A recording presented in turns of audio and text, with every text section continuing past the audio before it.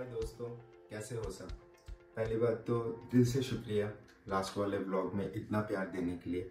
एक नया यूट्यूबर होने के नाते जिस तरीके से मुझे मेरा पहले व्लॉग में इतना प्यार मिला, एक मोटिवेशन तो ज़रूर मिला, लेकिन उससे ज़्यादा इंस्पायरिंग क्या था वो comments. So thank you very much जिन लोगों ने कमेंट्स किया। अब ये वाला व्लॉग आप सबको पता ही चल गया होगा थंबनेल से कि एक एडवेंचर टूरिंग बाइक का कंपैरिजन है। चाहता तो मैं इसको मोटो व्लॉग सेटअप में भी बना सकता था, लेकिन नहीं बनाया क्योंकि हर राइडर का एक अपना अंदाज होता है, अपना टेक्निक होता है। तो शायद से जो मुझे अच्छा नहीं लगा वो आपको अच्छा लग सकता है। तो इसीलिए स्पेक शीट्स के ऊपर बात करेंगे जिससे आप लोगों को एक बेटर आइडिया मिलेगा। जो भी सोच रहा है ये दो बाइक लेने के लिए और कंफ्यूज है कौन से में जाए, एक बाइक को motorcycle of the year award मिला है और एक बाइक बहुत दिनों से मार्केट में है जो अच्छा खासा एक अपना क्रेजी फैन फॉलोअर्स रखा है। तो ये सारे चीज के ऊपर हम लोग बात करेंगे। चैप्टर वाइज मैंने डिवाइड कर दिया है और थोड़ा सा हटके रहेगा, वही घिसा पीटा नहीं रहेगा। छोटे ट्राई करूंगा ब्लॉग को छोटा रखने के लिए और जितना हो सके स्पेक शीट्स के ऊपर डिस्कस करके आप लोगों तक वो सारे इंफॉर्मेशन पहुंचा पाऊँ, जिससे आप लोग दोनों में से आपके लिए कौन सा बाइक अच्छा होगा वो आप डिसाइड कर पाओगे। तो मेजरली ये नो बायस वीडियो रहेगा। तो मैं कोई एक पर्टिकुलर बाइक के ऊपर ज्यादा नहीं फोकस करूंगा, दोनों बाइक में जो स्पेक शीट्स के हिसाब से उसी के ऊपर डिस्कस करेंगे। तो चलिए व्लॉग के तरफ चलते हैं, लेकिन उससे पहले सबको हैप्पी न्यू ईयर। सबका साल बहुत अच्छा जाए। जो जिसका सपना है आई प्रे टू गॉड सबका पूर्ण हो। जो बुरे वक्त से गुजर रहे हैं उनका अच्छा वक्त आ जाए, जो अच्छे वक्त पे हैं उनको और अच्छा वक्त है। इतना ही मैं प्रे करूंगा गॉड से। जैसा कि मैंने बोला कि मैंने चैप्टर वाइज डिवाइड कर दिया, तो आपको जो अच्छा लगे आप उसके हिसाब से आप स्किप करके देख सकते हो, लेकिन देखिए पूरा। क्या पता आप लोगों को सबको पसंद आ जाए, और अगर पसंद आता है तो ज़रूर लाइक कीजिए, कमेंट कीजिए, सब्सक्राइब कीजिए, अपने दोस्तों के साथ शेयर कीजिए जो ये दो बाइक के बारे में सोच रहे हैं आने वाले दिन में परचेस के लिए। तो चलिए शुरू करते हैं ये वाला journey, KTM 390 adventure versus the all new Himalaya.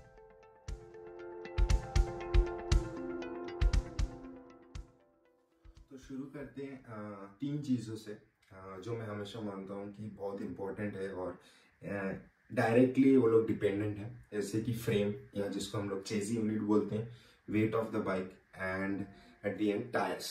तो ये तीन चीज एक चीज पे हेल्प करती है, that is handling of the bike. Directly dependent है। तो अगर फ्रेम के बारे में बताया जाए तो दोनों ही गाड़ी KTM 390 एडवेंचर या हिमालयन 450 दोनों ही बोल्टेड फ्रेम से आ रही है इस बार, और दोनों का एक पास सब फ्रेम से, मतलब अगर कोई भी फ्रेम में डैमेज होता है it can be easily replaced. जो पुराने हिमालयन 411 में नहीं था वो एक सिंगल यूनिट चेजिस था, जिसकी वजह से टूटने से या क्रैक होने से पूरा यूनिट को चेंज करना पड़ता था और वो क्वाइट कॉस्टली था। अब KTM 390 एडवेंचर के पास ना एक एडवांटेज है इस फ्रेम के ऊपर, ये टेरेलिस फ्रेम है। टेरेलिस फ्रेम क्या होता है, एक लाइट वेटेड मटेरियल से बनाया जाता है जिससे एंटायर फ्रेम का वेट कम हो जाता है। उसके ऊपर ये हाई रिजिडिटी है। अब रिजिडिटी कैसे बन रहा है, जैसे ये लाइट वेट है तो आप अगर 390 एडवेंचर के फ्रेम्स देखेंगे या कोई भी KTM का फ्रेम देखेंगे, एक ट्रायंगल शेप में रहता है उनके बीच में। सो ये इसका रिजिडिटी में हेल्प करता है। सो ये सेम चीज फिर से हिमालयन के पास नहीं है। अब अगर वेट के पास जाए, KTM 390 एडवेंचर 177 किलो वेट है, किलो से जो डेड वेट है, no fuel no engine oil. Similarly Himalayan पे देखा जाए तो वो 196 है। ऐसे कोई मेजर वेट श्रेड नहीं हुआ हिमालयन 411 से। पहला वाला 199 था, ये 196 है, 3 किलो ही घटा। अगर हम लोग एक्सेसरीज एड ऑन करते हैं इसके ऊपर तो ये करीबन हिमालयन 250 to 280 किलो तक जा सकता है और KTM 390 एडवेंचर 230 to 250। तो एक मेजर 20 to 25 किलोज का डिफरेंस रहेगा, ठीक है। लेकिन हैंडलिंग फिर से एक और चीज है, जैसे मैंने बोला टायर्स के ऊपर भी डिपेंडेंट रहता है और सस्पेंशन क्वालिटी कितना अच्छा है। सो एक चीज मैं रिक्वेस्ट करूंगा हिमालयन ओनर्स के लिए, जो मेजर एडेड एडवांटेज है वो है रॉयल एनफील्ड का genuine accessories, let it be panniers, engine guards और टॉप बॉक्स, अभी सब कुछ अवेलेबल हो चुका है। तो might be it's cost, but उनको पता है कि कितना कैपेसिटी ये गाड़ी उठा सकती है, क्योंकि उनका पैनियर्स का टोटल कैपेसिटी 26 लीटर्स पर पैनियर है, लेकिन आफ्टर मार्केट में हम लोगों को 32 लीटर्स, 38 लीटर्स, 48 लीटर्स तक मिल जाता है। But you are adding more weight then you should have done, क्योंकि आपका पिलियन भी रहेगा। आपका पिलियन नहीं भी रहेगा तो आप एक एक्स्ट्रा वेट एड ऑन कर रहे हो गाड़ी के ऊपर। केटीएम के पास 390 एडवेंचर का ये एक डिसएडवांटेज है कि उनका खुद का एक्सेसरीज अवेलेबल नहीं है इंडिया में। तो उनका पावर पार्ट्स बोल के एक पार्ट है जहाँ से एक्सेसरीज और अपैरेल्स अवेलेबल है, जो शायद से IBW में 2020 में वो लोग शोकेस किए थे और वो बहुत जल्दी इंडिया लॉन्च होने वाले हैं। अगर इंडिया में वो लोग अपना पावर पार्ट्स लॉन्च कर रहे हैं तो it will be an added advantage for KTM owners also, क्योंकि KTM ऐसे भी लाइट व्हीकल है और अगर आफ्टर मार्केट एक्सेसरीज ऐड कर रहे हैं तो वो वेट ऐड हो जाता है उसके ऊपर। और तो मेरा पर्सनल प्रेफरेंस है always to go with the genuine accessories जो कंपनीज प्रोवाइड कर रहे हैं, क्योंकि उनको पता है ये गाड़ी कितना लोड ले सकते हैं। अब इसके बाद टायर्स के ऊपर जाते हैं। दोनों का रियर व्हील 17 इंचेस है और हिमालयन का देखें तो 140/80 है और KTM का 130/80। It's like more of with, ताकि अच्छा ग्रिप मिले टायर्स को।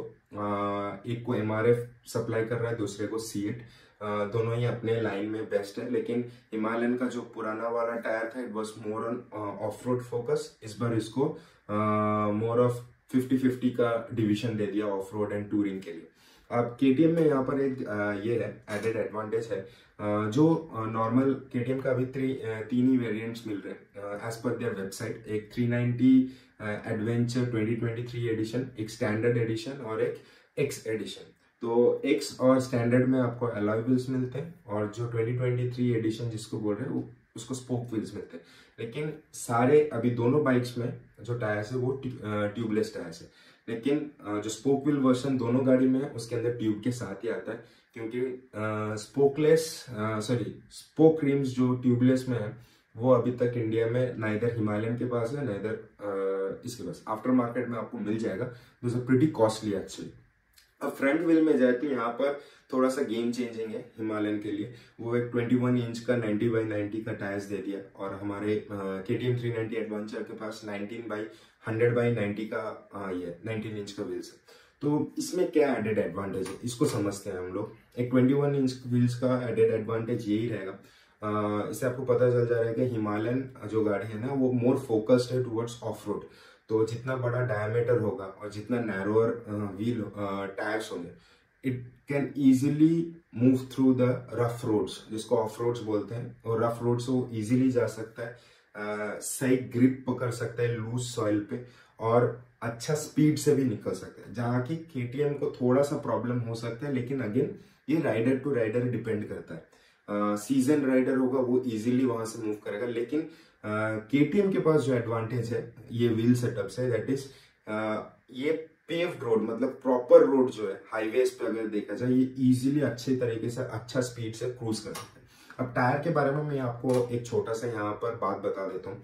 हर टायर पे ना ये जैसे 90/90 21 इंच, उसके बाद शायद से वो M/C लिखा रहेगा ताकि वो it is only built for motorcycles only. उसके बाद एक नंबर रहता है 54H या 74V, कुछ ऐसा रहता है। तो ये जो 54/H है ना ये लोड इंडेक्स है टायर का। तो इससे दो चीजें पता चलती है। एक तो जो H वाला जो ये है वो बताता है कि आपका गाड़ी कितना लोड ले सकती है, फ्रंट टायर कितना वेट ले सकती है, और जो नंबर रहता है वो नंबर स्पेसिफिक करता है कि ये गाड़ी कितने स्पीड से जा सकती है, एक लिमिट है। तो अगर मैं हिमालयन का जो नया वाला टायर है, क्योंकि मैं कुछ दिन पहले टेस्ट राइड लिया था, तो मुझे जहां तक पता है वो 54H है। सो 212 किलो तक फ्रंट टायर लोड ले सकती है और सेम नंबर आपको बैक टायर में भी मिलेगा और 180 किलोमीटर पर आवर ये टायर रन कर सकती है। तो हमेशा नेक्स्ट टाइम से जब भी आप टायर खरीद रहे हो ना, आपका गाड़ी का टॉप स्पीड के हिसाब से और गाड़ी पे आप कितना लोड उठा रहे हो उसके हिसाब से वो अपना टायर खरीदना। तो आप यहाँ पर आप लोगों को पता चल गया होगा फ्रेम, वेट एंड टायर का क्यों मैंने एक जगह पे डाला था कि आप लोगों का एक अच्छा आइडिया मिल जाए। दोनों गाड़ियों में से आप अगर कुछ सिलेक्ट कर रहे हो या कोई भी अलग गाड़ी आप सिलेक्ट कर रहे हो, तो ये 3 चीज हमेशा एक जगह पे रख के आप बात करें। अब जिस चीज के ऊपर हम लोग बात करेंगे वो होगा suspension unit, braking system and the fuel capacity. So suspension unit इसका दोनों बाइक का 43 mm का यूएसडी फोक्स मिला है, जहाँ की नया हिमालयन को शोवा की तरफ से मिलता है और KTM 390 एडवेंचर को WPS एपेक्स का मिलता है। KTM 390 एडवेंचर का एक एडवांटेज यहाँ पर है, दोनों इसका front end rear suspension WPS apex से है, जहाँ की हिमालयन को फ्रंट सस्पेंशन सिर्फ आपका शोवा की तरफ से मिला है और मोनोशॉक जो है it's an linkage monoshock, I don't know the brands name. So दोनों शोवा और WPS एपेक्स सस्पेंशन इंडस्ट्री में बहुत नामी कंपनी है, तो no doubt in that one. But KTM में यहाँ पर एक चीज है कि KTM का जो 390 एडवेंचर स्पोक व्हील वाला एडिशन है उसमें आप लोगों को एडजस्टेबल सस्पेंशन यूनिट्स मिलते हैं। 20 step and 10 step rebounding and suspension का उनका सेटिंग रहता है। दोनों मोनोशॉक्स को आप लोग 10 स्टेप सेटिंग कर सकते हो, लेकिन हमेशा याद रखना मोनोशॉकर को कभी भी एडजस्ट करना, like if you are going for normal ride जहाँ पर आपके पास उतना लगेज भी नहीं है और पिलियन भी नहीं है, जो फैक्ट्री सेटिंग है उसी पे छोड़ दीजिए। लेकिन आप कहीं पर लॉन्ग ट्रिप पे जा रहे हो जहाँ पर आपका अच्छा खासा लगेज है, पैनियर्स है, you have your tell bag and अगर टेल बैग नहीं भी है, अगर पिलियन है, वेट के हिसाब से आप अपना मोनोशॉक को एडजस्ट कीजिए डबल स्टैंड पर डाल के, ठीक है। तो ये एक सस्पेंशन के ऊपर है। अब सस्पेंशन का ट्रैवल सस्पेंशन का हम लोग देख लेते हैं। 200 mm both front end rear for Himalayan, जहाँ की KTM 390 एडवेंचर में 170 एंड 177 mm का 177 mm मोनोशॉक के रियर सस्पेंशन है और 170 फ्रंट सस्पेंशन के लिए। इसमें एडवांटेज डिसएडवांटेज क्या हो सकता है? जैसा भी मैंने पहले बोला कि Himalayan is more focused towards off roading, so 200 mm adds an advantage of proper downhill riding या अपहिल राइडिंग, बड़े पॉट होल्स हो या बड़े बम्पर्स हो, to take the proper impact and not letting the bike का कोई भी हैंडलिंग खराब करने में। जहाँ की there is slight disadvantage for the KTM side of having lesser travel suspension. तो मैं अब इसमें भी मैं बोलूंगा कि इट्स टोटली अपॉन राइडर, ठीक है। उसका सिटिंग पोस्चर या उसका saddling posture can actually hamper his handling over here, but yes somewhere down the line back suspension stiff है KTM 390 एडवेंचर का। Many people change it with XPulse या Himalayan का, तो ये एक डिसएडवांटेज है इनका सस्पेंशन का। But I think the spoke wheel जिसमें एडजस्टेबल सस्पेंशन है, it's working very well with the bike. But एक और चीज है कि आप कितने बार इस चीज को एडजस्ट करोगे while you are on a touring और ऑफ रोडिंग, तो आपको बार बार एडजस्ट करना पड़ेगा। तो ये मेरे साइड से सस्पेंशन के ऊपर था। अब ब्रेकिंग सिस्टम अगर देखा जाए तो बाइब्री से है दोनों का, BYB ये कुछ और नहीं, ब्रेम्बो से ही है। अब कंट्री टू कंट्री ये लोग अपना नेमिंग्स चेंज करके देते हैं। So majority of Indian bike supplies gets Brembo braking system. अगर हम लोग दोनों बाइक का फ्रंट ब्रेक सिस्टम देखें, डिस्क प्लेट का जो साइज है वो 320 mm है, सो मेजर कुछ ऐसा डिफरेंस नहीं। लेकिन जब हम लोग रियर ब्रेक के तरफ जा रहे हैं, रियर डिस्क के पास जा रहे हैं, KTM 390 एडवेंचर के पास 230 है और हिमालयन 450 के पास 270 है। तो एडवांटेज क्या है हिमालयन के पास इतना बड़ा डिस्क? मोर पावरफुल ब्रेकिंग, और जो एक हीट जनरेट होता है उसको इजीली वो और डिसिपेट कर सकता है। तो again over here I say it's totally on rider. Downhill में जब मैं खुद राइड करता हूँ, I do engine braking instead of normal back brake. तो क्योंकि डाउनहिल में ब्रेक के ऊपर आप पैर जितना रखोगे उतना हीट होगा, हाई चांसेस डिस्क लॉक होना, बैक व्हील भी लॉक होने का चांसेस है। तो ये आपका ब्रेकिंग सिस्टम के ऊपर है। अब फ्यूल कैपेसिटी के पास जाए, yes it is a shocking that a first Indian bike which has come with a more than 14.5 liters tank, तो 17 लीटर का टैंक है हिमालयन के पास, तो ऑब्वियसली रेंज भी अच्छा ही रहेगा। लेकिन एक एडेड डिसएडवांटेज भी है, आप फुल टैंक करोगे, इसका साइड स्टैंड का एक इशू है, ज़्यादा इंक्लाइन हो रहा है। बाइक जैसे ही साइड स्टैंड में गिर रहा है तो फ्यूल बाहर आ रहा है लीड से, क्योंकि जो ड्रेनेज होल है it's not enough to push out the entire fuel. तो एक डिसएडवांटेज है और एक एडवांटेज भी है हाई कैपेसिटी टैंक है, जहाँ की KTM 390 एडवांटेज के पास 14.5 लीटर्स के।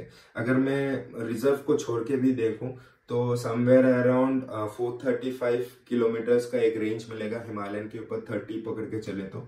और वैसे ही अगर हम लोग KTM का देखें तो 360। अब मैं एवरेज स्पीड 80 पकड़ के चल रहा हूँ, अगर आप 100 के ऊपर जाओगे तो ये माइलेज ऑब्वियसली आपका गिरेगा। तो आई होप आप लोगों को सस्पेंशन यूनिट, ब्रेकिंग सिस्टम और फ्यूल टैंक का कैपेसिटी के बारे में आपको पता चल गया होगा।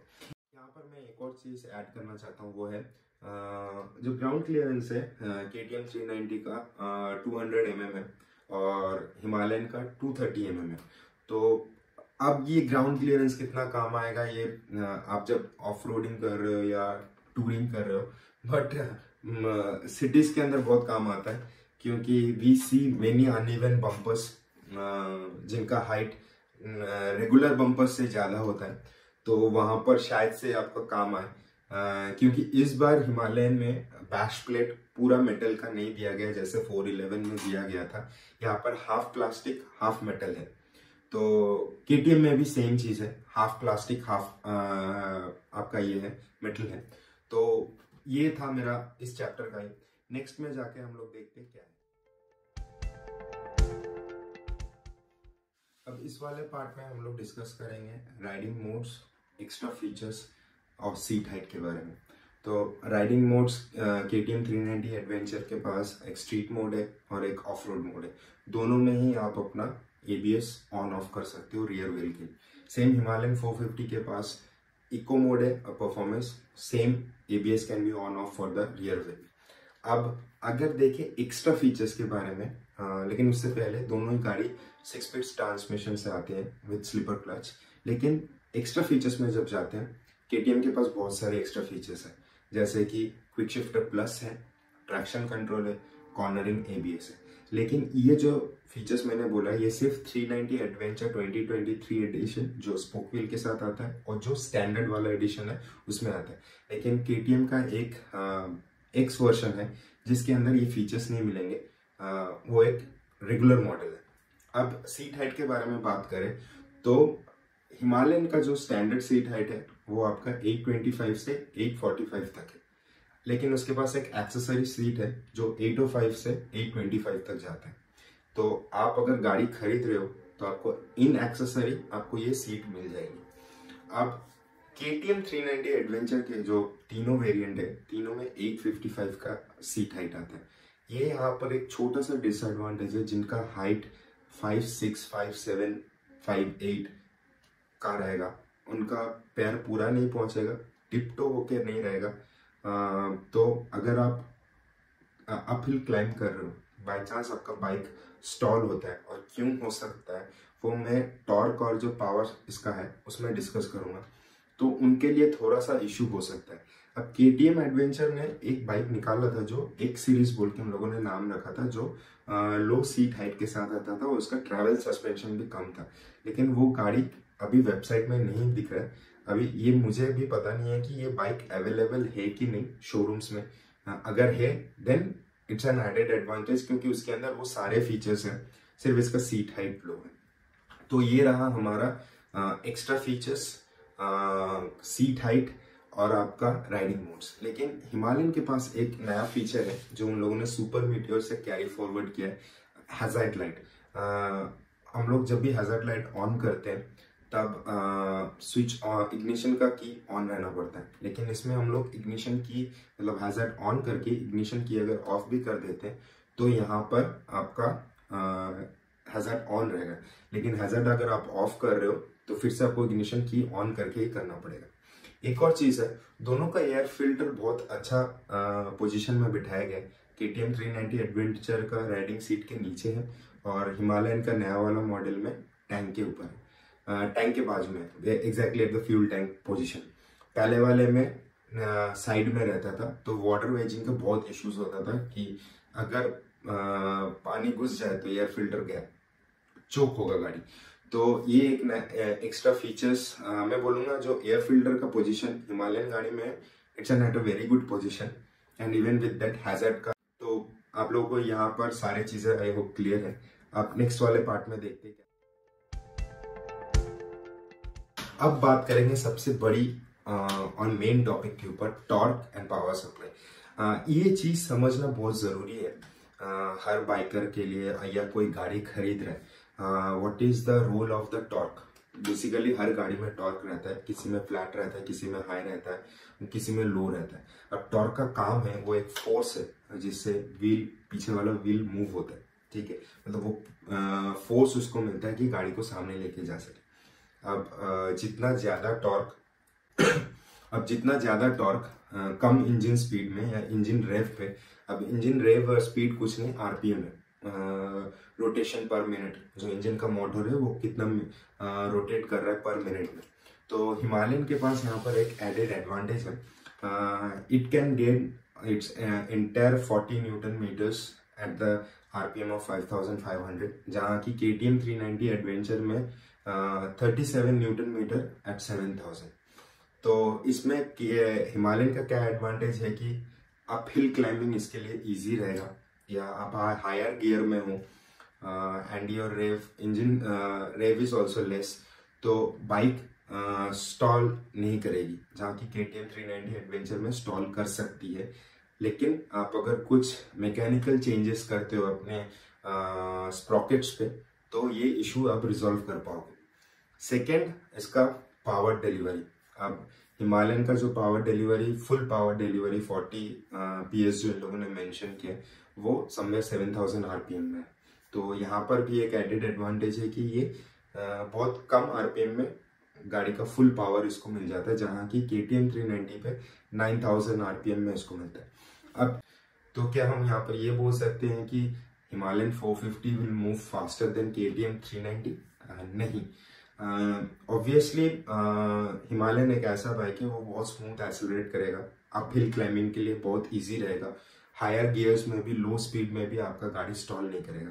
बट KTM 390 एडवेंचर के लिए यस, अप हिल क्लाइंबिंग में थोड़ा सा इश्यू होगा, और आपका ये भी है कि जैसे इसका इंजन का रेव बढ़ेगा, it will gain ट्रेमेंडस power. So undoubtedly KTM 390 Adventure can and will beat Himalayan 450 on the highways, क्योंकि इसके पास वो स्पीड है। अब जैसे अपहिल क्लाइंबिंग में मैंने बोला प्रॉब्लम हो सकता है, again it depends upon a rider. अगर राइडर के पास टेक्निक है, वो जरूर विदाउट एनी इशू, शायद वो 37 न्यूटन मीटर टॉर्क है, 7000 RPM में गेन कर रहा है, फिर भी वो इजीली मूव कर सकता है, क्योंकि we have seen many KTM 390 owners traveling to Upper Mustang, which has no road, very bad inclination on the roadsides. They are traveling very easily over there. So again, it's a decision upon you when you're purchasing this either of this bike, which one to go ahead. One is a very new bike, one is in the market for a longer period with a proper reviews and feedbacks from their owners. तो ये था torque and power supply के ऊपर। अब next वाला जो topic है वो इंस्ट्रूमेंट कंसोल रहेगा और प्राइसिंग के ऊपर रहेगा। तो चलो देखते उसमें क्या है।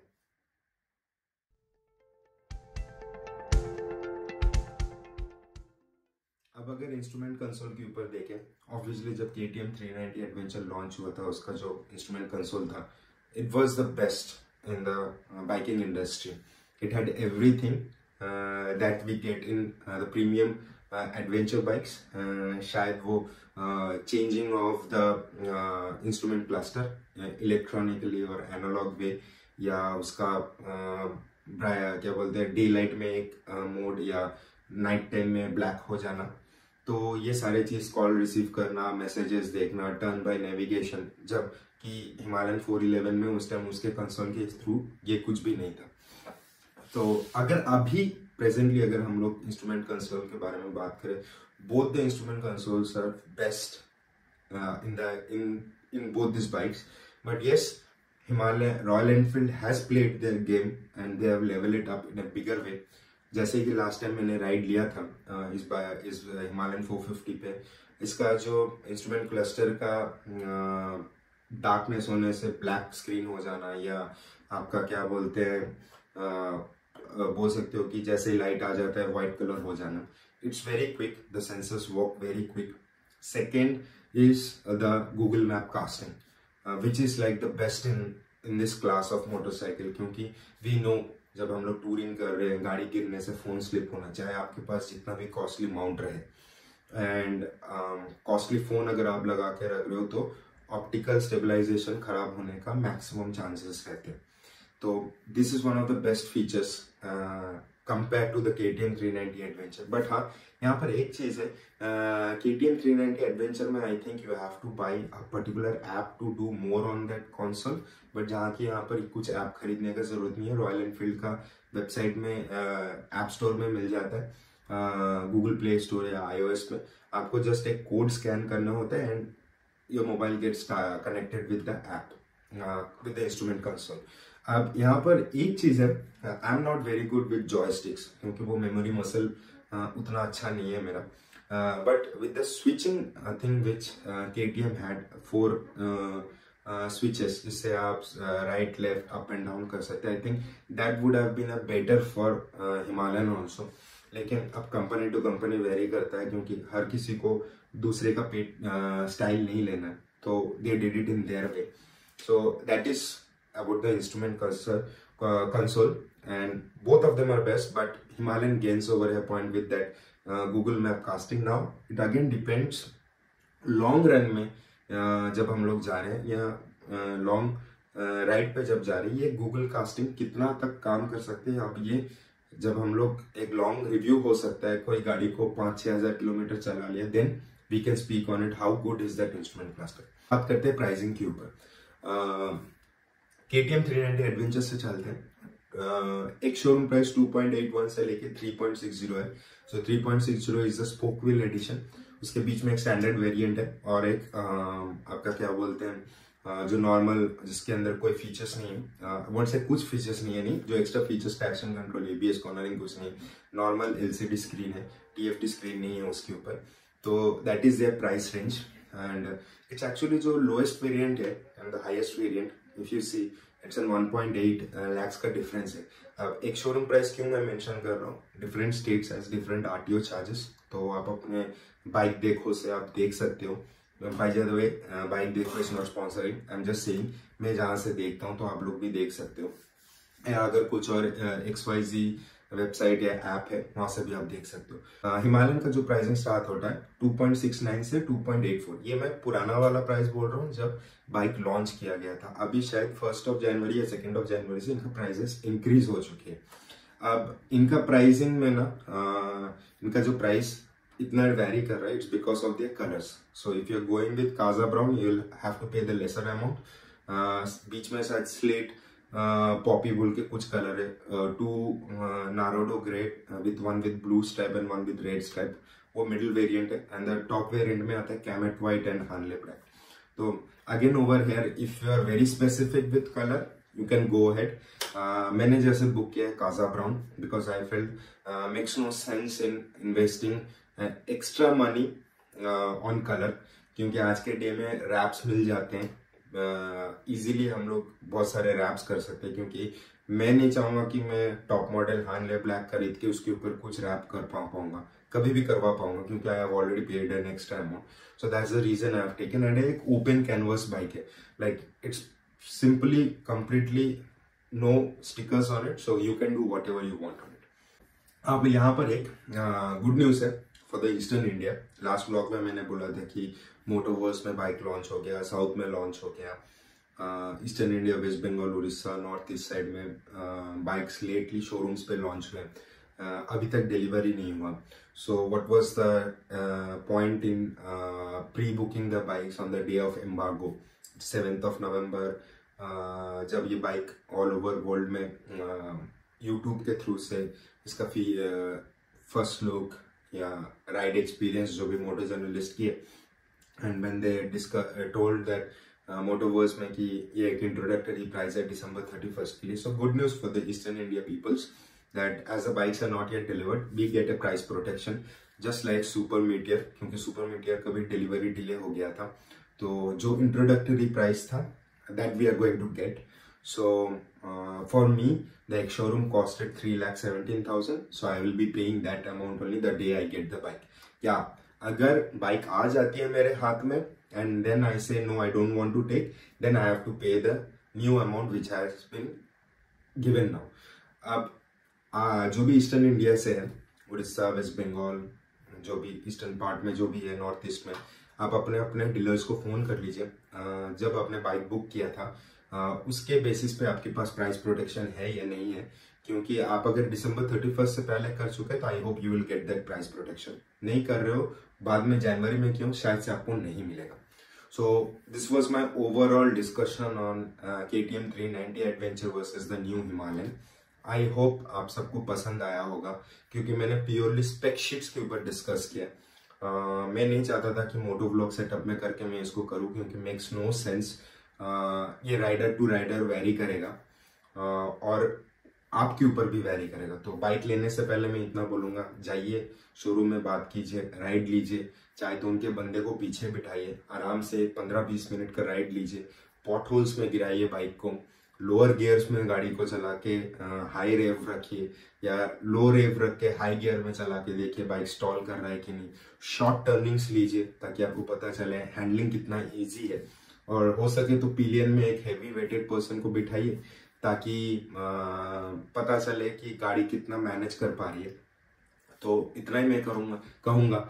आपको अगर ये वीडियो अच्छा लगा तो एज यूजुअल लाइक कीजिए, कमेंट कीजिए, सब्सक्राइब कीजिए, इस भाई को प्यार दीजिए ताकि और मोटिवेशन मिले। स्पेसिफिकली कमेंट कीजिए ताकि और इंस्पिरेशन मिले मुझे और ऐसे वीडियोस बनाने के लिए। आने वाले दिन में ट्रैवल व्लॉग्स भी आएंगे। अब जॉब के कारण उतना ट्रैवल हो नहीं पाता है, लेकिन सब कुछ इस साल का मैं अपने छुट्टियां जो भी है वैसे ही शेड्यूल कर रहा हूँ ताकि मैं हर महीने एटलीस्ट 4 व्लॉग्स में आप लोगों को दे पाऊँ। तो इतना ही है, चलिए, थैंक यू वेरी मच। अब सबका ये साल बहुत अच्छा जाए। नया साल का मेरा नया व्लॉग है, तो fingers cross. I hope last वाले व्लॉग के जैसे ये वाले व्लॉग में भी बहुत सारे प्यार मिले। चलिए, थैंक यू।